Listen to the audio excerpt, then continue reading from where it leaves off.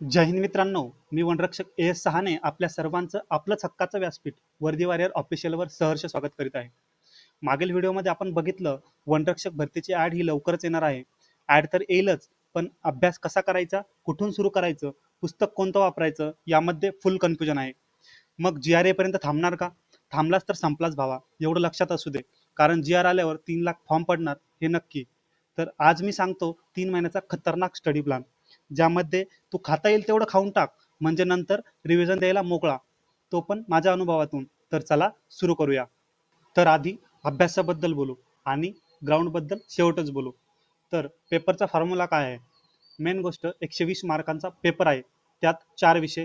पहिला मराठी, 15 प्रश्न 30 मार्क. दुसरा इंग्रजी, 15 प्रश्न 30 मार्क.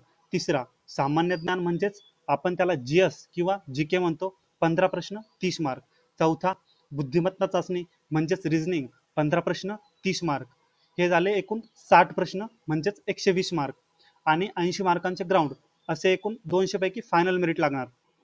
आता इंग्लिश म्हटलं तर घाबरून जायचं कारण नाही, कारण इंग्लिश कुणालाच येत नाही. इंग्लिशमध्ये फक्त पासिंग पुरतं करायचं आणि मराठी जी के आणि बुद्धिमत्ता यामध्ये पूर्ण ताकद लावायची. कारण मित्रांनो, हेच विषय सर्व परीक्षांना असतात आणि ज्यांचे हे विषय पक्के आहेत त्यांनी इंग्लिश आणि जास्तीत जास्त ग्राउंडवर फोकस करायचा. तर आता आपलं 3 महिन्याचं मिशन. लक्षात ठेव, दिवसाचे फक्त 8 तास, जास्त नाही. पहिला महिना आपल्याला पाया मजबूत करायचा आहे. सकाळी 1 तास फक्त मराठी व्याकरण, त्यानंतर 1 तास इंग्लिश ग्रामर, ज्यामध्ये बोर्डाची पुस्तकं 5वी ते 10वी पर्यंतचे वापरू शकतो. त्यानंतर दुपारी 2 तास सामान्य ज्ञान म्हणजेच जी के वाच. आणि जी केसाठी फक्त महाराष्ट्रावर फोकस कर, ज्यामध्ये महाराष्ट्राचा भूगोल, महाराष्ट्राचा इतिहास, महाराष्ट्रातील जिल्हे, महाराष्ट्रातील नद्या इत्यादी. बाकी जास्त काही करत बसू नको. त्यानंतर सायंकाळी 2 तास बुद्धिमत्तेसाठी म्हणजेच रिझनिंग कर. आणि रात्री कोणत्याही झालेल्या वनरक्षक भरतीची टेस्ट पेपर सोडवायचा आणि न येणाऱ्या प्रश्नांचं विश्लेषण करायचं. हा झाला दिवसाचा स्टडी प्लॅन. दिवसामध्ये सकाळी किंवा सायंकाळी तुमच्या सोयीनुसार 1 तास रनिंगसाठी द्या. महिना दुसरा, हल्लाबोल कार्यक्रम. आता बेस पक्का झालाय. आधीसारखंच दिवसाचे 2 तास फक्त टेस्ट सिरीज मधील रोज एक पेपर सोडवायचा. 120 पैकी किती येतात ते लिहून ठेवायचं. रोज 1 तास ग्राउंडसाठी, ज्यामध्ये जास्तीत जास्त लॉंग रनिंगवर फोकस कर. महिना तिसरा म्हणजेच फायनल वर. मागील 2 महिन्यात राहिलेला स्लॅबस या महिन्यात कंप्लीट झालाच पाहिजे. यानंतर फक्त रिव्हिजन असणार भरती पडून पेपरला जाईपर्यंत. रोजचं हेच काम. मागील झालेल्या वनरक्षक भरतीचे पेपर प्रिंट काढ आणि टायमर लावून सोडव, नाहीतर ऑनलाईन टेस्ट सिरीज सोडवत राहा. आता महत्त्वाचा मुद्दा म्हणजे कोणती पुस्तकं घेऊ किंवा वाचू. भावा, फालतू खर्च नको. मार्केटमध्ये 10 पुस्तकं घेऊन बसू नकोस. 10 पुस्तकं वाचणारा फेल होतो, पण एक पुस्तक 10 वेळेस वाचणारा सिलेक्ट होतो.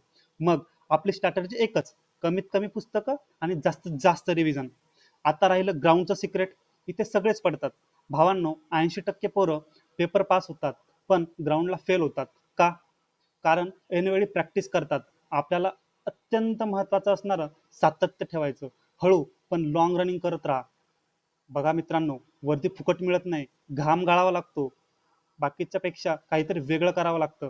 भरती होईपर्यंत मोबाईल, पबजी, रील्स सगळं बंद करा.